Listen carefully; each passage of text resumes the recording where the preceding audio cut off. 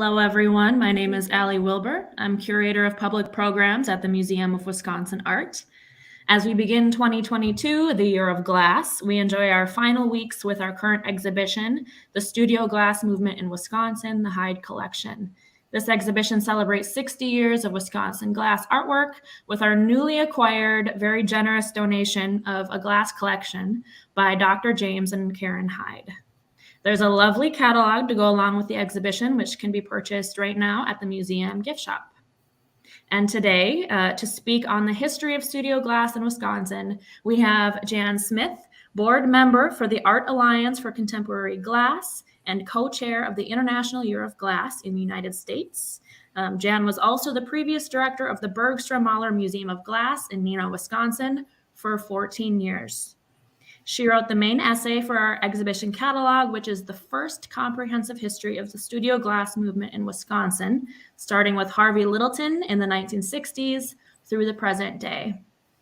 For this presentation, she will do her best to cover 60 years of glass in 60 minutes. So you're going to see a lot of very, very lovely images. Please feel free to add any questions in the comments section below, as we will spend some time answering audience questions after Jan's presentation.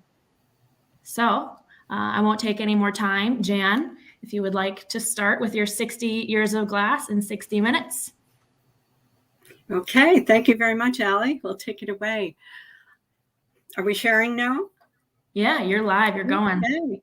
There we go. And these people were a force. Thank you for the opportunity to speak with you today. I am honored and humbled by the people who have built these many years of 60 years of glass. So welcome to the International Year of Glass. As a representative of the Art Alliance for Contemporary Glass, I am honored to also reflect on this history and how the studio glass movement fits into this. So in 60 minutes, we're going to try to attempt a lot and move forward. Glass had been around for 5,000 years, and it is because of these last 60 years that it has become such a phenomenon and force. And the people who have made this so, I just honor and welcome today. I know a couple of them may be on the call, and I can't see you. And I hope that there's a way that you can maybe jot a little note in the chat section and let us know that you're here and you are available to probably answer questions. You lived through this, and I'm just providing the research. I'd like to use the Dr. James and Karen Hyde collection to illustrate the influence of Wisconsin on as part of the studio glass movement. It was a foundational format for these last 60 years. And what I'll try to do throughout this program is create the interconnections using portions of the collection. So I thank Dr. James and Karen Hyde for their generous gift to the Museum of Wisconsin Art and to the state of Wisconsin for acknowledging this.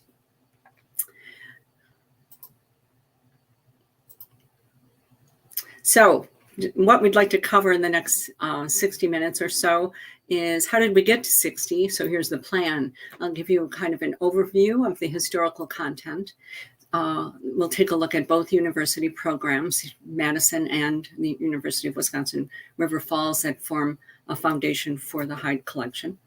The entrepreneurs who had established a lot of these glass programs, and these artists are entrepreneurs, world travelers, and they built their own studios and equipment. The technological advances to some degree that some of these people worked on to make the studio movement move forward.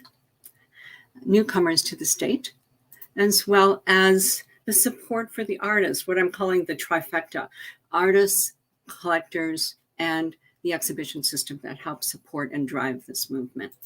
And then finally, where are we at 60? So there's a lot to talk about, and I hope that you will join me in the conversation. We're going to start with Harvey Littleton, who explored glass for art making.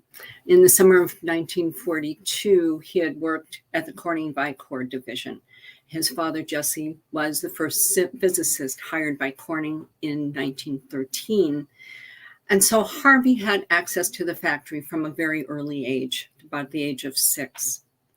He had been working in clay and previously had made a mold of this female torso, and then cast this while working at the Vicor factory using the Vicor multiform process. And this essentially would have been the first casting that he had done in glass. Very exciting watching this glowing molting material for him, and something that just really triggered an interest in moving glass as an art. His father loved the glass because of being a scientist. Harvey saw potential for it for the art. The female form that you see on the screen is a 1946 torso that he had also created. The 1942, unfortunately, was in the live presentation, and since we've had to go virtual, I haven't been able to get the permissions for showing that piece from Corning. So my apologies. That experience with glass held firmly in Harvey's memory and something that he wanted to pursue. In 1947, he had asked Corning about the possibility of creating little experimental a glass studio that he could experiment with. His father helped him with the proposal. It was denied, but still that desire was still there. So he was still experimenting and building his own equipment. He scavenged some bricks from Corning and built this kiln. Continued in ceramics, and then took on the position in 1951 at the University of Wisconsin-Madison after graduating from Cranbrook Academy. He was hired to teach ceramics by the education department. He continued in ceramics, exhibiting at art fairs, selling his work, and building up an association of ceramics as a society, and taking some leadership positions. He helped organize the first annual conference at Asilomar in 1957 for American craftsmen. But at that conference, he also found some like-minded individuals who were using their ceramics knowledge to investigate glass and some kiln forming processes. One of them was Maurice Heaton, working with powdered glasses and doing some slumping. Another was Francis Higgins and Michael Higgins, husband and wife team, who had worked with slumping and glass powders to create these beautiful designs. And again, due to the Corning's permission levels for a virtual recorded program, I can no longer show the piece by Edris Eckhart, who was experimenting at the time in a process called pâte de verre, using a glass paste method that would go into a mold and then be baked in a kiln. All of these kiln form processes were important as the ceramics people were trying to move the glass forward and interested in doing something with glass. Harvey's interest continued to take shape. He took a sabbatical between 57 and 58 to travel to Europe and explore ceramics, but at the same time, he paid a visit to Jean Salat, who was a Spanish glassblower and living in Paris at the time. He was aware of some of the work that he had done previously, blowing individual pieces of glass, as well as the work of Maurice Marino, incredible work back in the 30s. So this piqued Harvey's interest and the understanding that this could be a material put into the hands of the artists. While he was in Europe, he traveled into Italy a bit, made it to the Fratelli Toso studio, where he spent about an hour and then was ushered out before he was able to really see anything or participate. However, Paolo Vanini was gracious enough to give him a tour of his collection, of his personal collection. Didn't get to see any processes, but at the same time, he was still encouraged, bought blowpipes, and made his way back to the United States. This interest continued and started to spawn some discussions for some workshops. Harvey got to know the director at the Toledo Museum of Art. Prior to his work in Madison, he had been teaching ceramics classes in Toledo. So Otto Whitman was interested in helping Harvey move his glass interest along, and actually was going to recommend him to the Guggenheim Foundation for a research grant in glass in 1960. That was denied. However, Whitman offered the use of the garage space at Toledo for to offer 2 workshops. Those took place in March and June in 1962. There were 2 two-week sessions, mostly attended by ceramics people. Harvey brought a furnace and one of his glass formulas he had been experimenting with, along with his assistant, Clayton Bailey. And his previous assistant, Tom McLaughlin, also attended, along with about 5 other ceramic students. Dominic Labino stopped by, who he had become acquainted with during his time teaching ceramics classes at the Toledo Museum of Art. And this was fortuitous because they had been working along through the week and ran into a few challenges here and there, and as well as the glass batch not melting correctly. So Harvey lent his already existing 475 marble formula to the workshops. They continued with some success and were showing their materials on the last day of the class so that the public could then see what was going on. And in walks Harvey Leafgreen, retired Libby glassblower from Sweden, who just came to see what was going on. And at that point, as soon as Harvey Littleton found out that he was a glassblower, he ushered him into the garage space. And there he not only demonstrated making a small vase, but helped the other students along in the class as well. And of course was invited back in June. Well, the excitement of these workshops just fueled the success and the potential of Harvey starting a new program. He went back to Madison, just very excited. Took a brief trip to Europe in August before his September semester started to revisit his relationship with Jean Salah, and also traveled to Sweden and England and Germany. And Germany is where he met his lifelong friend, Irwin Ice, whose family had started a glass factory in Fraunau in the 1950s. This was a fortuitous meeting because they too were like-minded in trying to make glass a material for art. He returned to Madison and started teaching out of his own Verona studio with independent study classes in September of 62. But by September of 63, there was a spot on campus for this glass program and it entered the curriculum.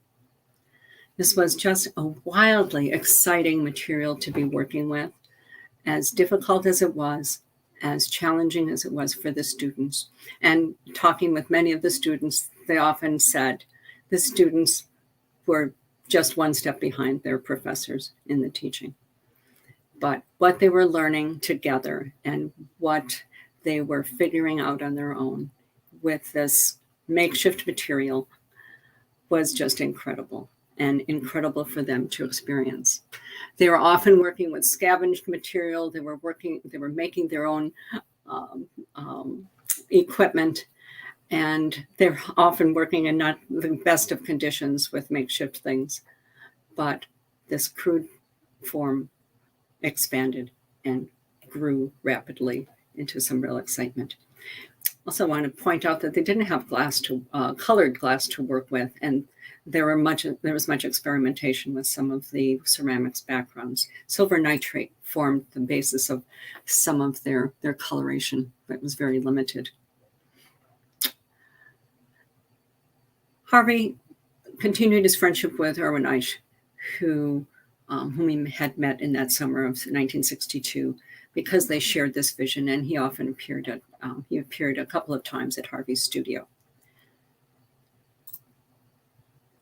Here he is with Harvey in 1964 when he decided to attend the first World Crafts Congress. Harvey was demonstrating and brought along student Michael Boylan and a furnace to demonstrate outdoors.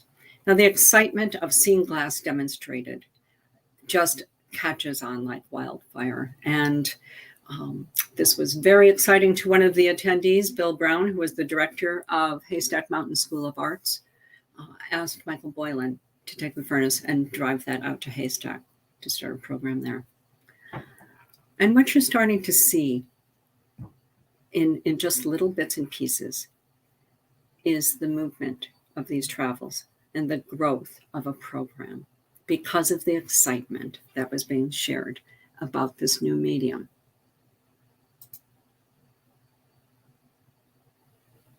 Here's a picture of Harvey in his studio, and his interest in glass was due to the material being almost alive. It could move, it took form, it retained a form once you blew into it. It was an amazing material to work with.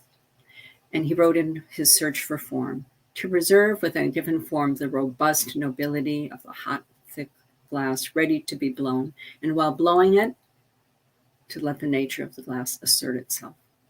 That was the interest that Harvey had in blowing these forms. And you see how this is retained in this piece from the Hyde collection. And here's just a little glimpse of Harvey working. What you also see is this working method of working with multiple pieces and creating small sculptures. Harvey was interested in this as an art, and he was interested in building artists to work with as well as building teachers. And that early part of the program is what created the growth. Marvin Lepofsky was not in the Hyde collection, but this recent gift to MOA, as you see here, is a very generous gift from the Lepofsky archives that has made it to the Museum of Wisconsin Art. So I'm sharing that with you here. That was created by Marvin with the help of Richard Royal, Fritz Dreisbach, Preston Singletary, and Robbie Miller in 1990 in Seattle. Marvin started the program, one of the next programs in the country at UC Berkeley in 1964, was an influential force in this movement with many people studying with him. He traveled around not only the country, but throughout Europe, worked in factories, brought the information back to his students. And his whole idea was to continue to share this, develop the mantra, blow glass. It was theatrical, it's exciting, and people were very excited to share this information and learn from each other. So that learning experience, that sharing of information, helped him to form the first Great California Glass Symposium in 1968. Glass people were moving across the country at rapid paces, and part of it to learn, part of it to share their material, their information. They were demonstrating at Haystack, they were demonstrating at Penland, and they were traveling to share this information at some of these schools. Marvin brought Harvey Littleton as one of his first presenters, along with Sebram Valkema, who he had met in Amsterdam on one of his world travels. That sharing of knowledge was what formed the basis of the rapid spread of this program and glass as a material. It's not that glass hadn't been around for thousands of years, and the knowledge of how to work it was existing, but it existed in factories. And so Harvey's hope to get this out of that factory environment and into artists' hands, into an individual studio setting, was what was so enthralling and exciting about what was going on at this point in time. Fritz Dreisbach caught fire with this and had spent incredible amount of time traveling around the country and sharing his knowledge through workshops, lectures, demonstrations, and some teaching stints at different universities. He started a program in Ohio University, and then soon after that, taught at the Toledo Museum of Art in 1967. But a 16-page resume attests to the variety of exhibitions, programs, and demonstrations that he had shared. And what you see in the Hyde collection are some of the early forms that were coming out of this.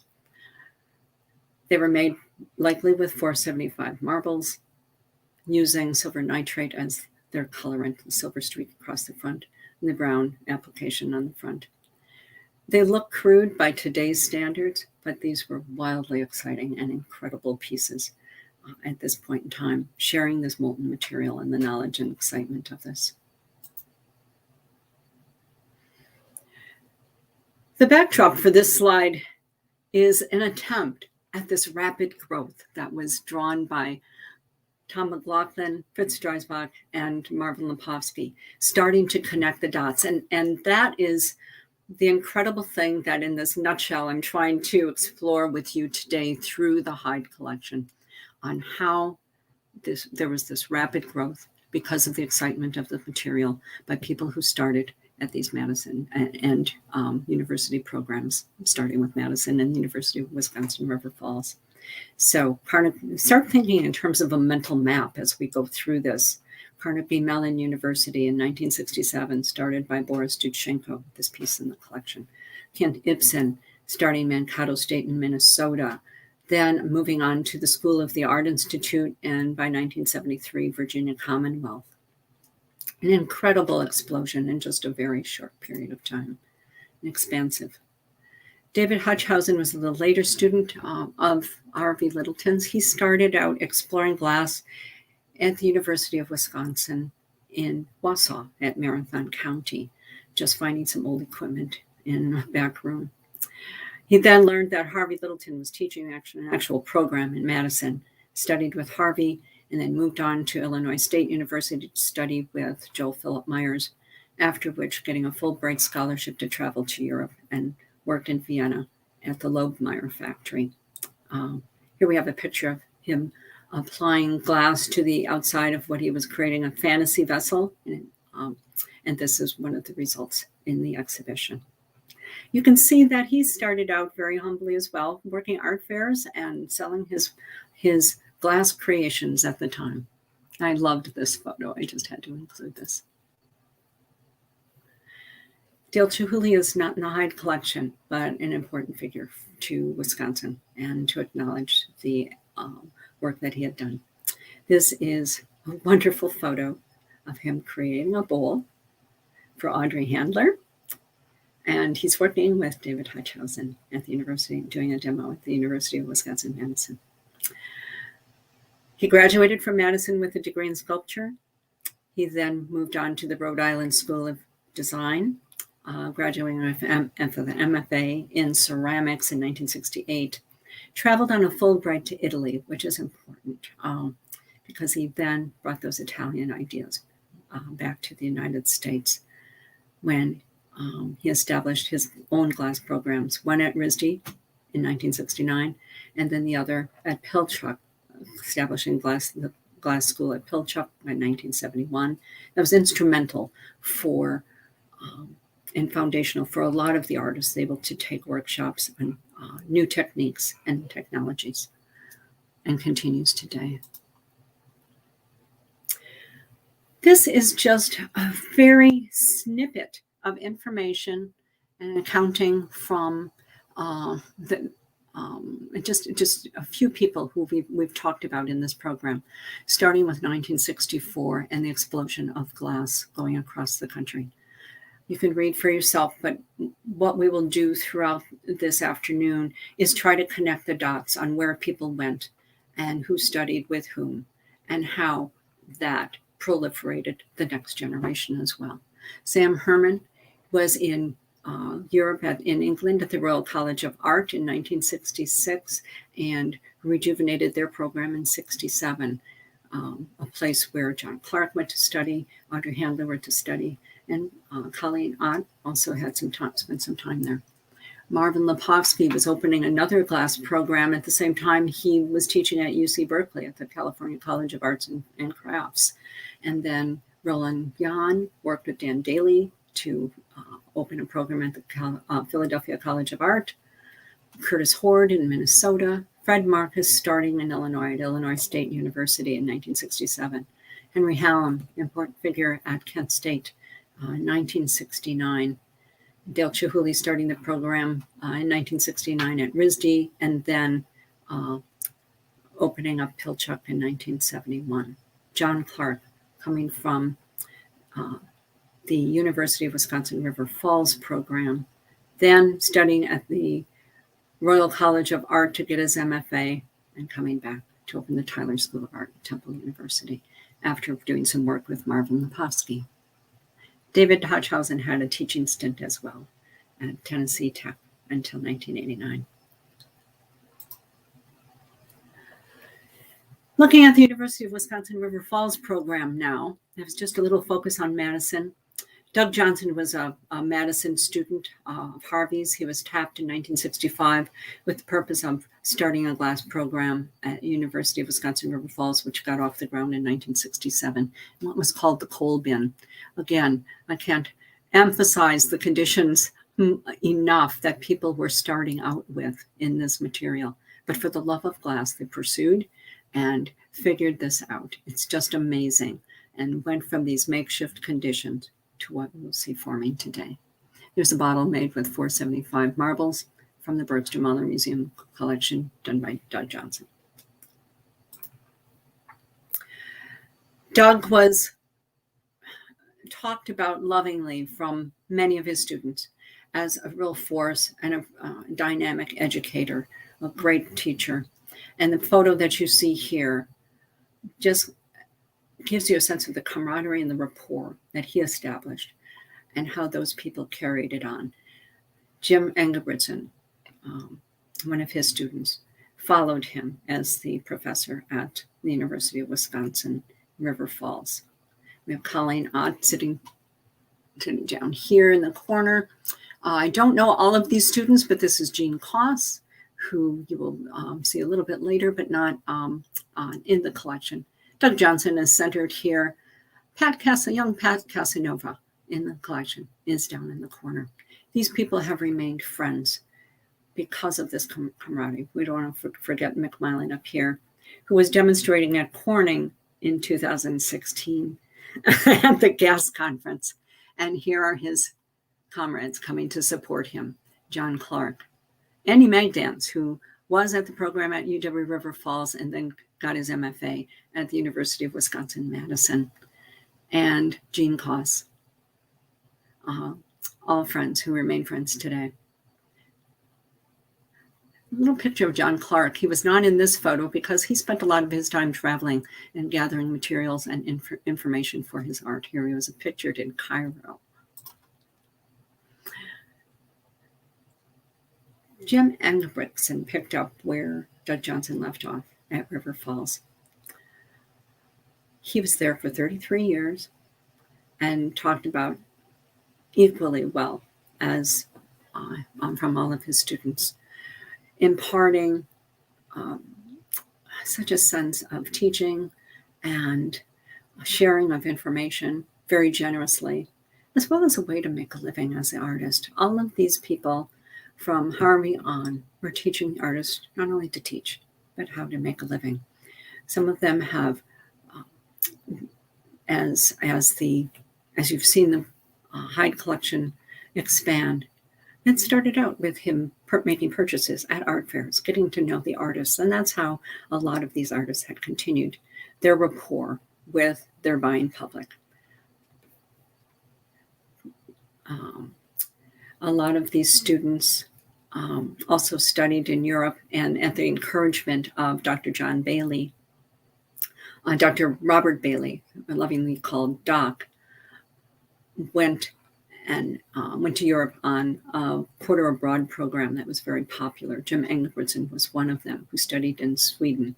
John Clark studied at the Royal College of Art, and Michael Milan studied with Irwin Ice in Germany. It's important that these people had this experience, and Dr. Bailey was one to see that if you were able to show these young people the world, they could come back and do great things and share this information with the public, which they did. John Clark came back and started the Tyler School of Art. There's a picture of John reunited with Pat Casanova at an exhibition at the University of Wisconsin River Falls with one of his pieces that now is in the Bergstrom-Muller Museum of Glass collection, as a single blow. This was done from a mold that John had designed and received a research grant from the National Endowment for the Arts.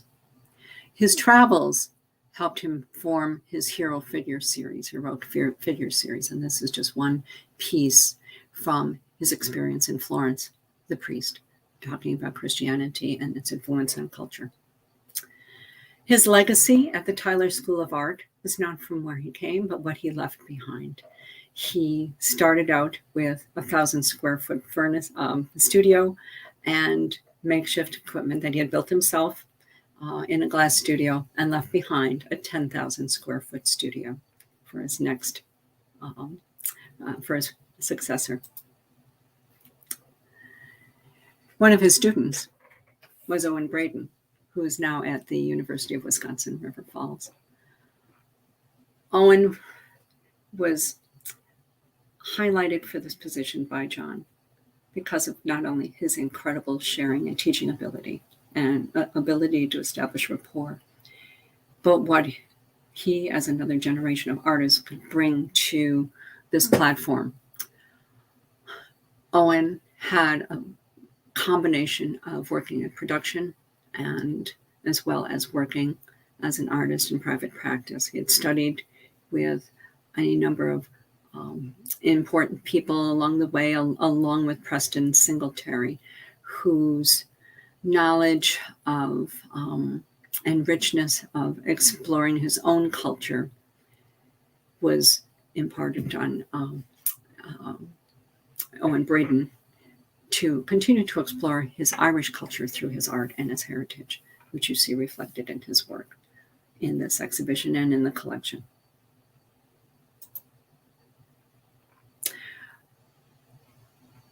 Jeffrey Stenbaum was a student of Owen Brennan, who studied at River Falls, but then went on to get his graduate degree at Tulane University with Gene Koss.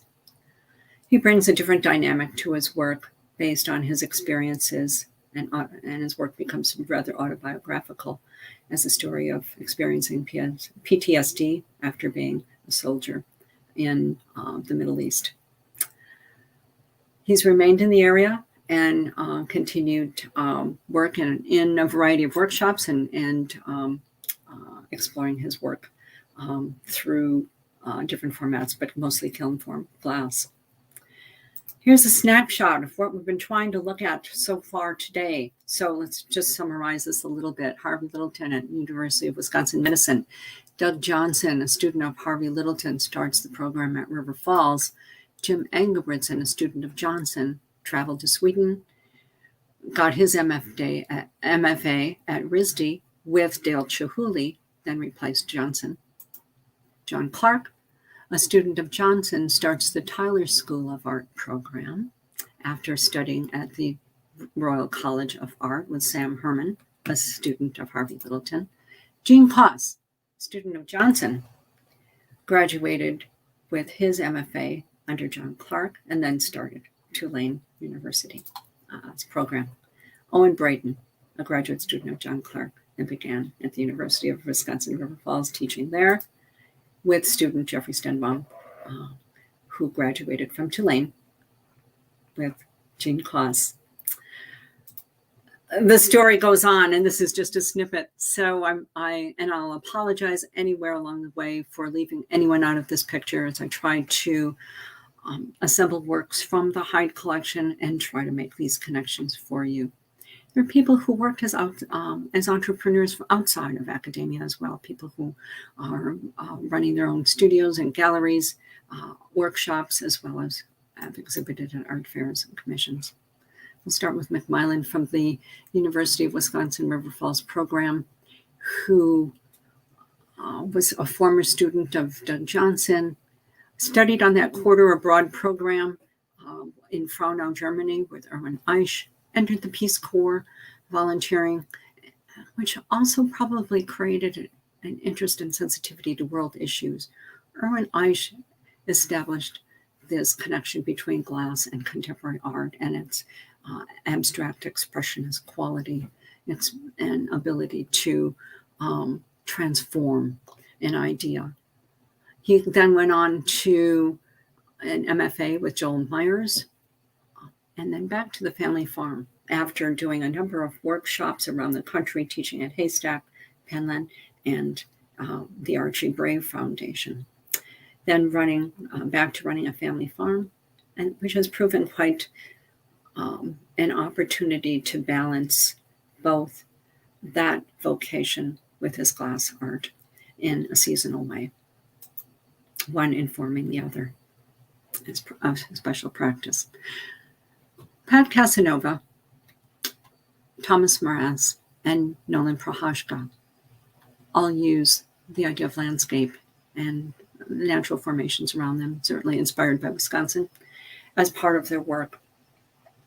Pat Casanova, a student of Doug Johnson, remained in the River Falls area, running his own gallery, opening his studio, doing some workshops and teaching from the gallery, as well as selling work through that enterprise, and now works on commissions and continues his work in that manner.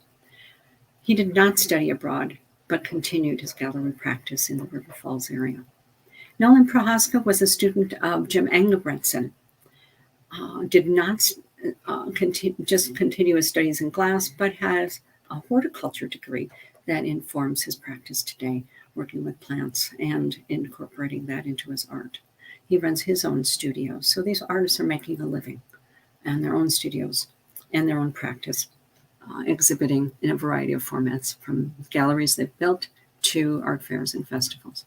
Thomas Moraz, again, has his own studio practice in the Hudson area. Was not educated in Wisconsin, but moved here and has been working here, but also teaching at Bullseye in Minnesota, sharing his knowledge there. And there's an interesting background of Bullseye that we'll share later.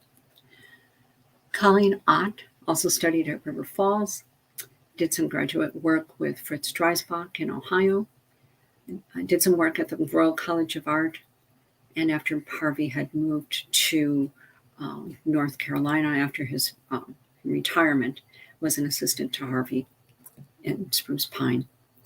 She opened her own studio after all of her education, finally forming one in the Spring Green area, and ran that as a gallery as well as a studio until 2016. She has kept the gallery open in Spring Green, but now rents studio space from Scott Simmons, also in this collection. So what you start seeing is also this sharing of opportunity, people not just having their own studio practice, but sharing spaces with others as the economics go. Brent Cox did have his own studio in Waterloo called the Lost Marble Factory. He was a student of Harvey Littleton. Scott Simons was a little later on in the UW program. He graduated after studying with Steve Farron, who in the lineage of the Wisconsin program, Steve was there probably from about 1982 to 2013. Scott, too, was inspired by landscape in this vessel using a Marini format and has his studio practice in Belleville, Wisconsin. Chris Bilo also studied with Steve Farron, but moved on quickly out of Wisconsin to open up a studio in his own gallery in Rhode Island, which is still a successful practice today, to where he has a number of assistants working with him. Sharon Fujimoto was not educated in Wisconsin, but studied at the Art Institute of Chicago, a program started by Kent Ibsen from UW-Madison. She worked with Audrey Handler for about a year between 77 and 78 as her apprentice, and then opened her own studio in Amherst Junction, where she remains today. Another person working with people from Wisconsin, but did not graduate from Wisconsin, was Angelo Fiore. He worked out of the University of Illinois with Bill Carlson, but picked up Italian glass techniques as he worked with a variety of masters, as did his partner, Karen Naylor, with whom he shares a studio. They worked with Pino Signoretto, Dante Marioni, and Lino Tagliapiedra, as well as learning some of the Italian glass techniques when he was at U of I with Charles Savoy, and noting Charles' mastery of color. We can't let that go. A number of people reference Charles for his knowledge of color, his formulas, and his mastery of the Italian glass techniques. These two people work art fairs. They have formed a studio since 2004, working together, and are also making sculptural objects. Karen Naylor did study at the University of Wisconsin-Madison.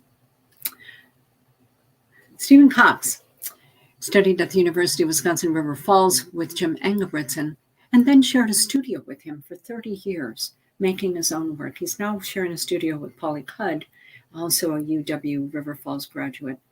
And Stephen had absolutely glowing things to say about his time working with Jim Engelbretson. He's made his living as an artist from 1982 on, working a variety of opportunities, such as making small vases and bowls for wholesale, working that market, and didn't get into the end, started making chalices, and those are what led to some of these interesting, fun, fanciful, figurative forms that he is now showing and has been showing with OK Spark since about 2014, as well as Sofa Chicago. This piece is on view currently at OK Spark, shared with me by the artist as a collaboration with Kristen Stingle, a ceramic artist. So you start seeing a much broader exposure and sharing here. Doug and Renee Sidworth remained in Wisconsin after studying with Jim Engelbretson at River Falls and opened their own studio. They too share most of their work through art festivals, and was one of the first pieces that James and Karen Hyde collected in 2009. And their work of smaller scale, multiple objects has led to the knowledge of building a larger scale form, inspired by, of course, the framework and the installation processes of Dale Chihuly, where he was starting to expand scale from using multiple forms and an armature structure to present them on. Colorful work in the collection of the Museum of Wisconsin Art. These artists, the work of these artists wouldn't have been bolstered along if it hadn't been for not only the increase of technology, but the opportunities to show their work and get it out to the public, as well as people to buy their work. So we have kind of the three-legged stool, as I'm calling the trifecta, in the rise of collecting. You have the artists, the galleries, and the exhibitions supporting them. In 1959, one of the first glass events and exhibitions that took place and toured, and that was influential, was put on by the Corning Museum of Glass. It was contemporary work showcasing the work of mostly of designers who were also employed in factories. But it did have the work of Edris Ericard, Maurice Heaton, and Francis and Michael Higgins. In 1969, Objects USA elevated the platform for crafts into the mainstream, also showing glass. And Joel Philip Myers, Kent Ibsen, and Harvey Littleton were just a portion of this large exhibition that toured the country. That was very influential for its time. At this point, as glass was catching on, people were purchasing it, collectors were trying to follow the artists. They were also encouraging people to show it. Habitat Gallery opened in Michigan in 1971 with Ferd Hampson and Thomas Boone leading the way, showing some of the things like this as you're seeing. And they continue as a force today, showing new work of numerous artists, international artists, as well as offering tours, helping build private collections, and have scaled this up to an immense operation. People in their stable from Wisconsin include David Hutchhausen, John Littleton, and Kate Vogel. Deanna Clayton are among some of the Wisconsin participants. Contemporary Art Glass Group formed in 1971 in New York as well, showing the newest work in contemporary glass. And that was formed by Doug Heller and his brother Michael, along with Joshua Rosenblatt. They became Heller Gallery in 1973, which exists as a contemporary force today, showing avant-garde work by international artists. And among them, Beth Lippman is in their stable from Wisconsin. Exhibitions of prominence rose to help educate the public as well as garner new aspects of collecting and inspire people to collect this art. One came from the Leopold Whitson Museum of Art in Wisconsin, curated by David Hutchhausen while he was still in Austria at Lobmeyer in 1978. He curated 3 of these shows, one in 81 and another in 1984, the last of which toured Europe, the others toured the United States. These were an incredible force, showing the most current work in glass and also using contemporary high-profile curators to raise the bar on writing for the catalog.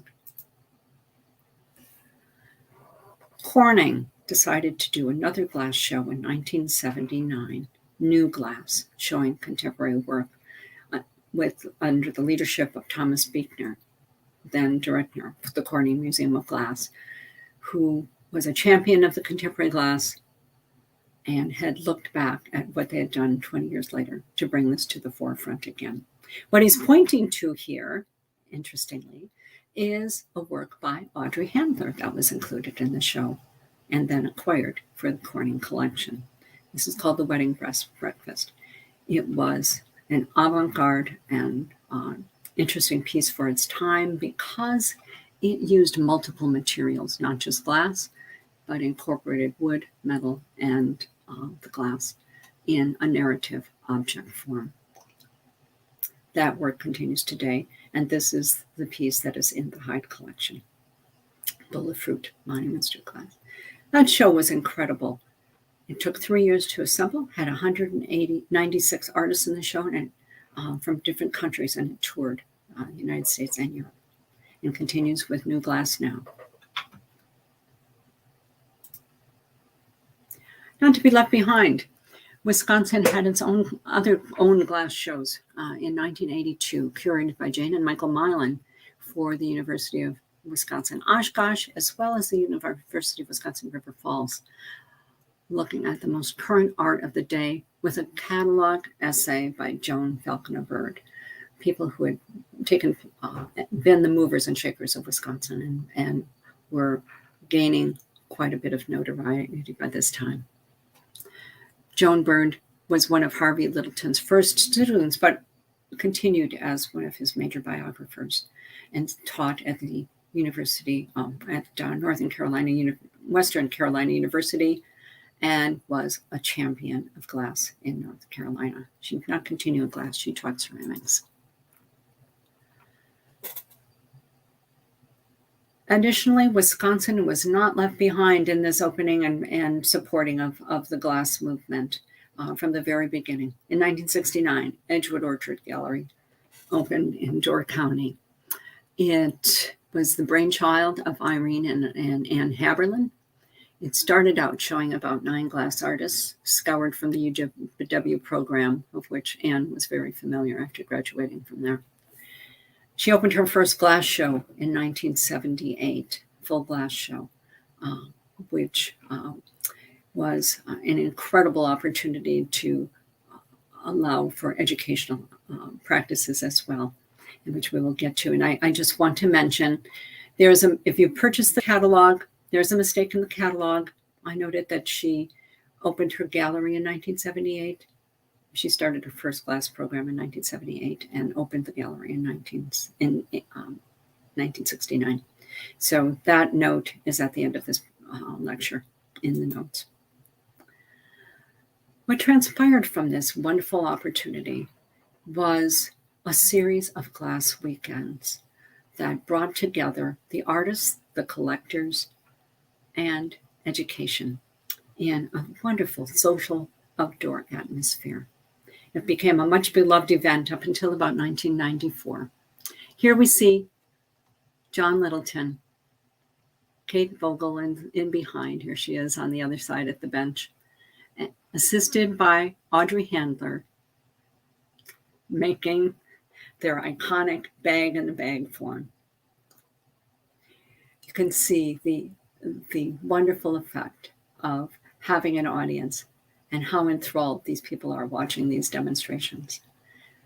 This boosted sales. It was a wise move, but it also boosted the education of people with this absolutely phenomenal material, and produced educational materials for the show and documentation, as well as offering these demonstrations that started with a portable unit made by McMillan, brought up for all of the artists to demonstrate and share in the middle 1980s. This culminated in a wonderful pig roast and another social opportunity for the artists. Those started to wane by the 90s as the collectors were organizing and buying the artists' work, looking at new galleries, and traveling around with the artists. They formed a more formal foundation, the Art Alliance for Contemporary Glass, in 1989, and they started to gather and meet in larger scale and at larger opportunities.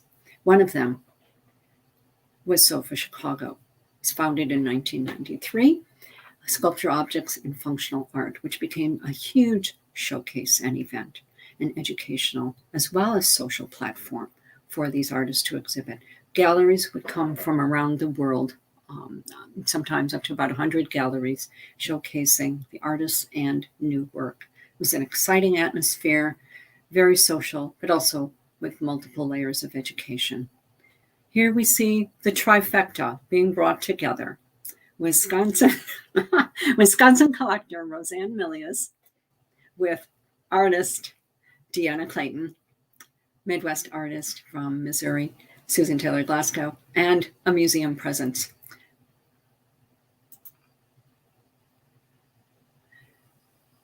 These large gallery gatherings also brought along with it large-scale demonstrations. In 2002, the Corning Museum of Glass debuted a mobile glass unit, much different from the humble beginnings of what you just saw in Edgewood Orchard Gallery, traveling on a semi-tractor trailer unit that they lovingly called the Hot Glass Roadshow. This was a drivable unit, and they started to make multiples of these that could drive onto cruise ships as well as be at a number of indoor and outdoor events. And this is the kind of thing that could drive into a large expo space and demonstrate to a large number of people.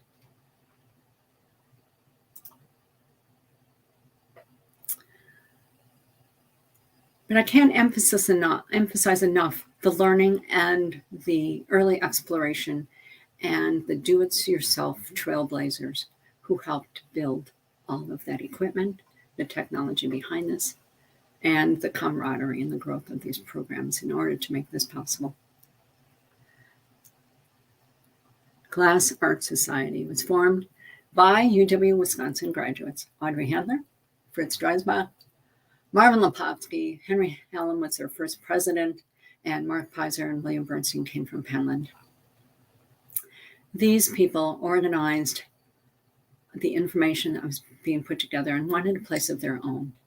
So this allowed them to come together to talk, share equipment, as well as document the information that was being put forth. This was they organized in 1971. This photo is from 1978. But you see the care, the friendships, and the camaraderie. This is a picture. The Glass Art Society had annual conferences, and they continue to do so. They're celebrating their 50th anniversary this year. And they traveled around the country as well as started doing international travel. setting up shop and workshops, as well as the conference in different platforms. This happened to be in 1974 at the Fenton Glass Institution factory. And here's Audrey Handler on the factory floor in the master's bench at the gaffer's chair, being assisted by a male with male factory workers looking on. This was truly a man's world. And these few women who entered the glass program at this time should be credited for breaking the glass ceiling, literally. Audrey studied at the Royal College of Art, ran her own studio and glass program since 1970, and then taught workshops around the country. The sharing of this knowledge built the platforms that people see today. This is a photo that appeared in the Gas Journal from 1979 of a continuous melt furnace put together, designed by Bob Barber, a former student of Harvey Littleton, who was trying to come up with a design that would expand the opportunity to blow glass. Andy Magdance was doing the same thing, designing equipment that would last longer. They were working out of small pot furnaces. So the continuous melt design would allow them to add glass to one side of the furnace at one point, have it start to melt, drip through another chamber, and create a gathering chamber that allowed them a continuous flow up to about 700 or 800 pounds of glass.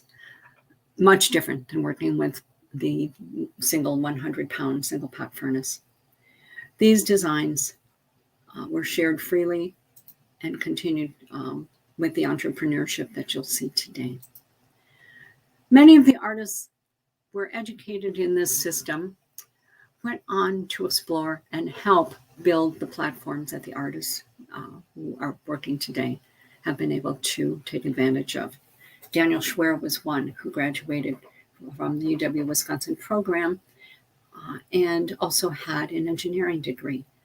He went out to Portland, Oregon to start Bullseye Glass with the hope of making sheet glass for the stained glass industry.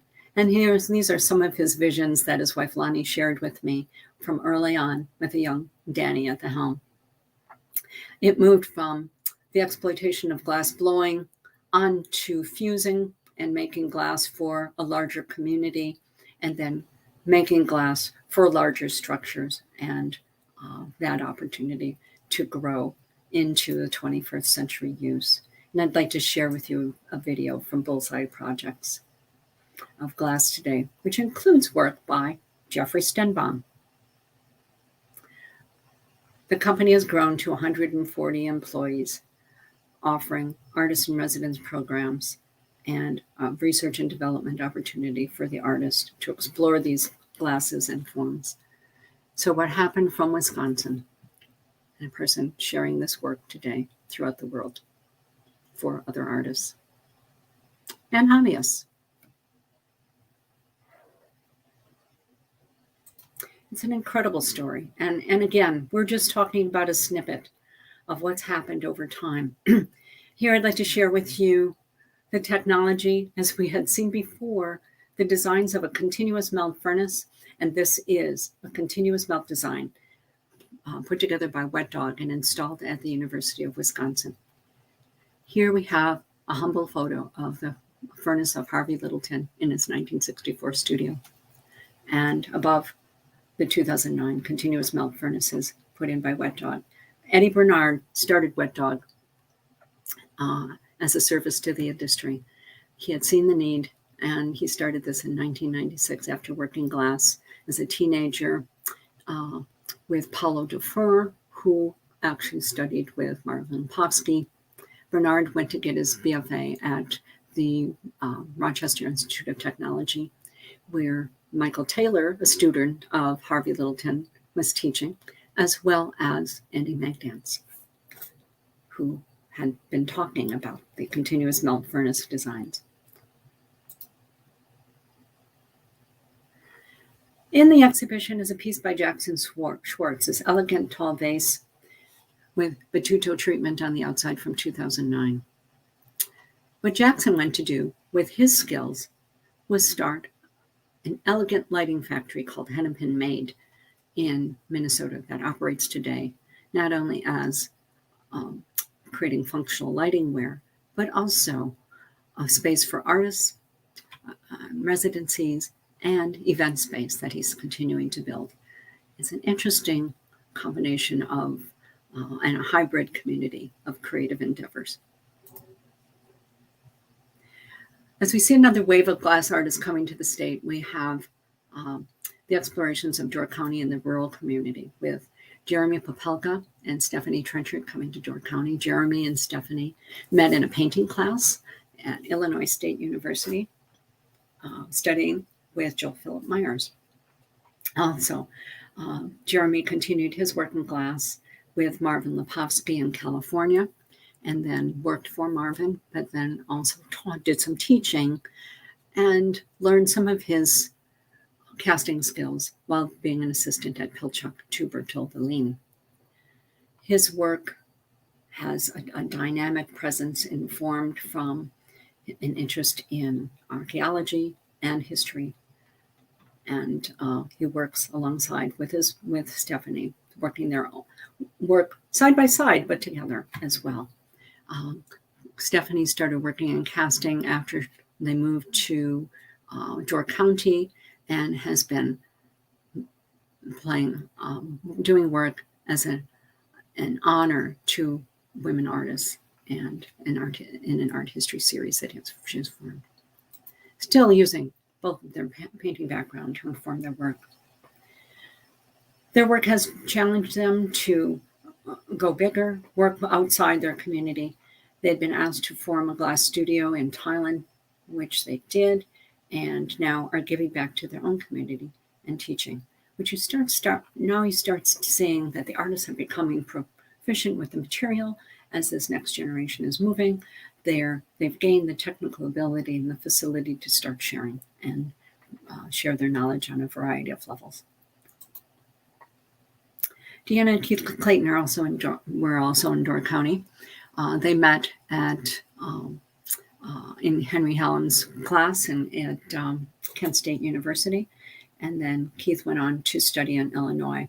When they moved there, they were looking for a more economic way to practice and started working in Pâte de Verre, I'm alluding to the early work of Edris Eckhart, of course, in this glass formation, working in kiln-formed glass, taking glass paste and putting it into molds. Their elegant forms incorporate also copper electroplating that provides its strength, but also a wonderful, glorious texture. They're part of the arts community and fabric of Door County, no longer living and working together, but certainly sharing their expertise and knowledge. Deanna's teaching classes. And Keith is continuing his work with K. Allen Gallery, as well as his studio work and practice with this lovely piece in the Hyde collection that gives the effects that you get with the wonderful translucency of the glass that you get with Pâte de Verre and the support of the copper electroplating. He's working to build Door County out with education practices as well, in addition to what the Popelka Trenchard Studio is doing. By looking forward and trying to make it a place for residencies as well as a place for internships. So we look forward to new things coming out of Door County and the growth of what's happening there. Wes Hunting came to the state after learning glass at Kent State with Henry Hallam, and his entry to glass was serendipitous. He was asked to step in at a historic village where there were hands-on demonstrations. He was asked to do the glass blowing demonstration with no previous knowledge, and he decided to get that with Henry Hallam with formal classes at Kent State University. Then moved to Chicago to open a studio in 1980. Found it rather difficult and expensive to work there, and by 1987 moved up to Wisconsin to Princeton, where he's remained an artist and entrepreneur, working both a wholesale business, offering workshops and Steve Farron's classes at UW-Madison, but also putting art out on Artful Home and building a practice that will start informing his individual sculptures besides some of the production work that he's done. His son Wesley is working side by side with him in the studio and creating his own sculptures as you see, as part of the Hyde collection. So this brings us to Glass at 60 with all of this buildup. Where are we today? Glass has been a dynamic material and an art form that has built because of these people who are involved with it. Their facility with the material and the growth of the material and the technology itself has allowed them to do brand new and exciting explorations outside of creating individual objects. Here we have an installation that's at the Figge Museum, owned by the Figge Museum of Art, called Corn Zone by McMillan, where glass is a dynamic material that people can walk through in an immersive exhibition. Now, certainly think about immersive exhibitions in the sense of the Van Gogh that people have gone to, and here we have one with video, sound, and glass that is moving, talking about the dynamics of production and contemporary farming with genetic modification. So artists are taking on issues in the new forms. They've become adept at using the techniques and the material, and they don't have to reinvent everything. They don't have to make their own equipment. It's readily available to them, so they can use it for other purposes. As we have this piece in the permanent collection at MOA by Beth Lippman that looks to the past as well as looks to the future, looking at the history of glass, history of art, history of our planet, and where we are today in terms of climate change.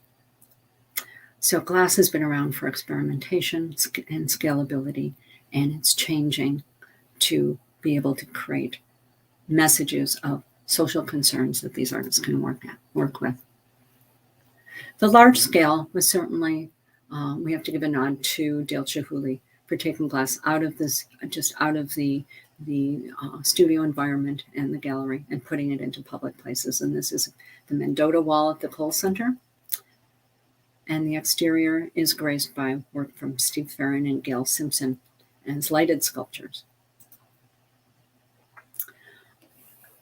This piece was a recent installation along Lake Michigan shores by Kate Vogel and John Littleton. We saw their bags in the bag in the demonstration in the 1980s, and we've watched them grow and develop as artists, exploring the material, now facile enough to create their own formulas, have those made by an outside source to put to work in a lighted, magnificent, large-scale sculpture on the shores of Lake Michigan. Again, collaboration. People have moved from the sense of the individual work that Harvey Littleton was teaching, everyone self-efficient in their own studios, to now working in a more dynamic team presence with the industry moving up around them and the collector force as well, supporting them. This piece is called Quantum in the Bergstrom-Aller Museum collection, now created by John Clark. 5,000 pieces of glass on the floor to suggest a wonderful momentary sensation and experience. It's, again, is an immersive experience to immerse the viewer in nature. Very tactile sensory experience with light and sound as an installation.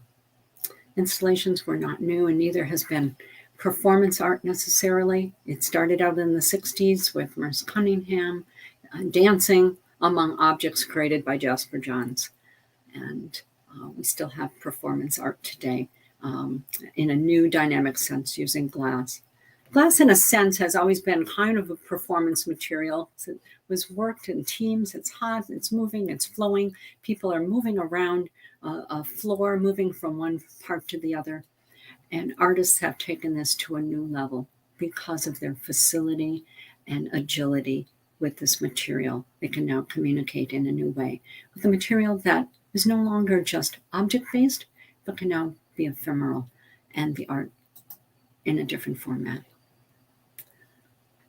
Language has been an important part of Helen Lee's art and development. She's taken over the University of Wisconsin-Madison and is there today leading the program.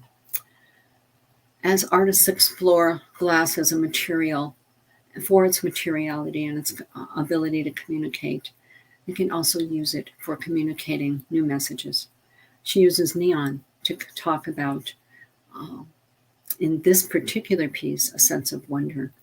And it's simply the words, "Haven't you always wondered what it would finally take to stop us in our tracks?" A piece created during the pandemic.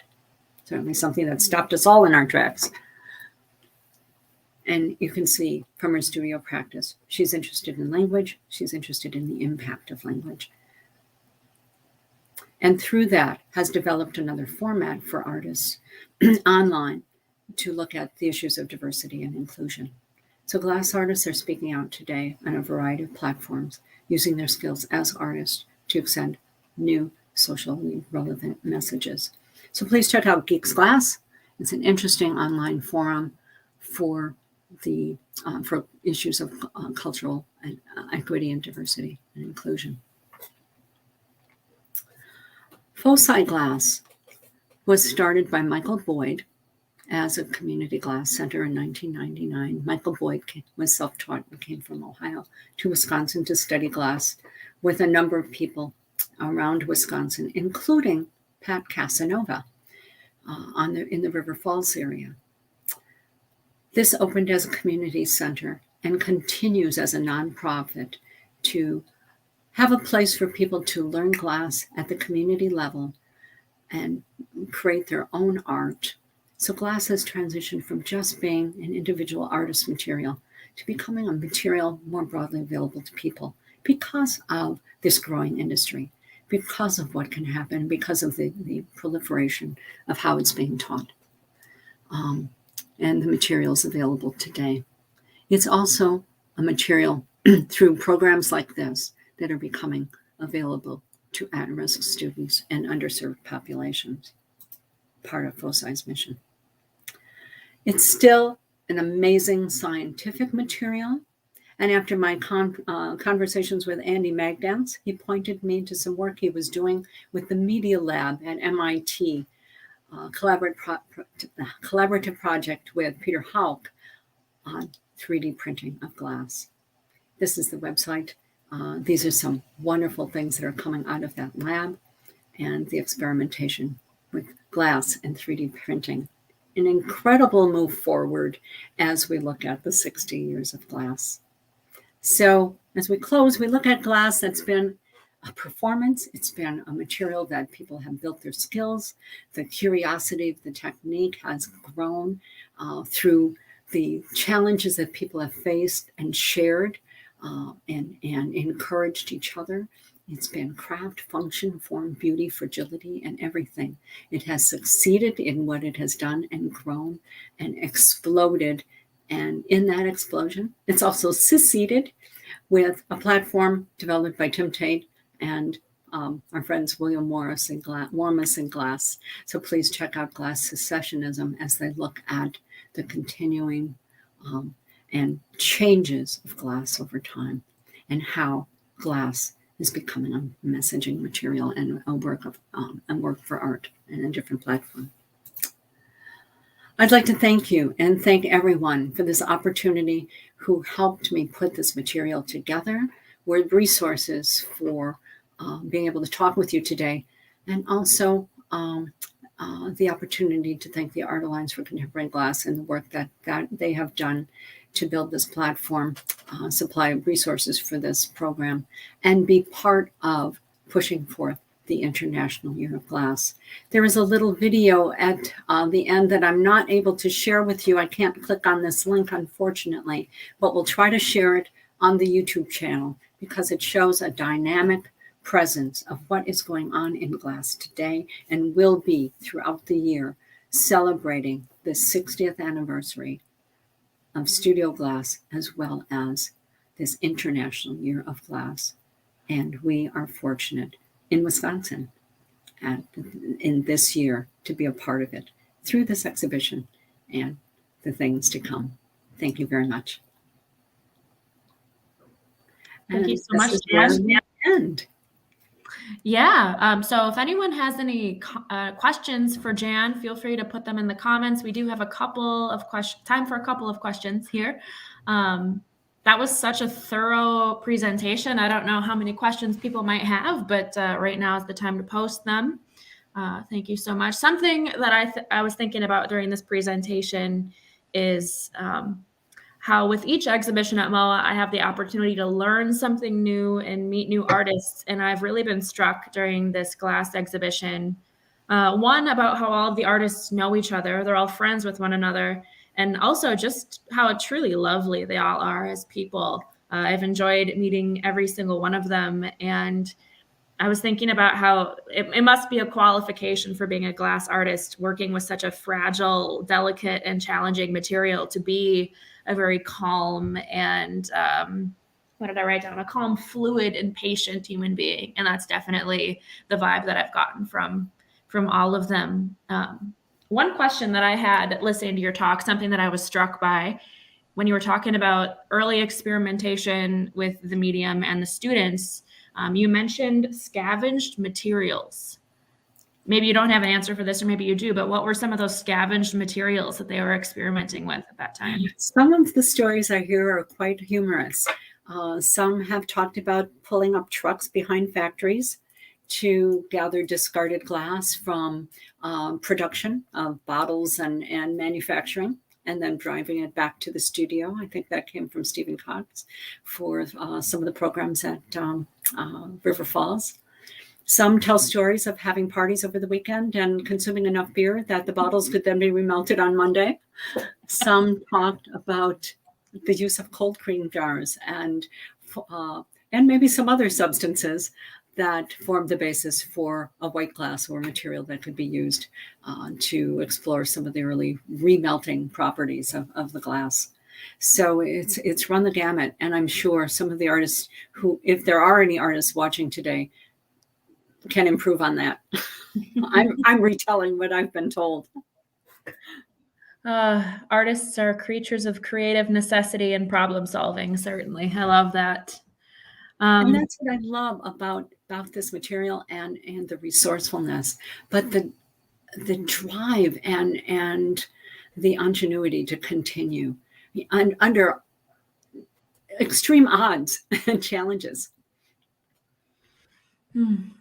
All right. Well, I'm not seeing questions coming through beyond that, but I would truly contribute that to how thorough and detailed the presentation was. There's a lot of material to cover, but you certainly covered a lot of it. Very close to the 60-minute mark, a little over, but there's a lot to talk about. And there's a lot to see for any of you who haven't seen the Studio Glass Movement Hyde collection at the Museum of Wisconsin Art. You can see many of the lovely pieces that were pictured in this presentation, and then some. And there's also even some by these artists for sale in the museum gift shop, as well as the catalog, which is full of like the most gorgeous photos of artwork I've ever seen in my life, I think. All of that is available at the museum, and it is on display through January 23rd. So you do have a little bit of time to catch the exhibition before it comes down. Thank you, Jan, for your time today. Thank you, all of you, for watching on a Saturday afternoon as we shifted this talk to the virtual realm. Strange times, we have to be nimble. Thank you very much, everyone. Thank you, Allie. Thank you, everyone else. It's been a pleasure.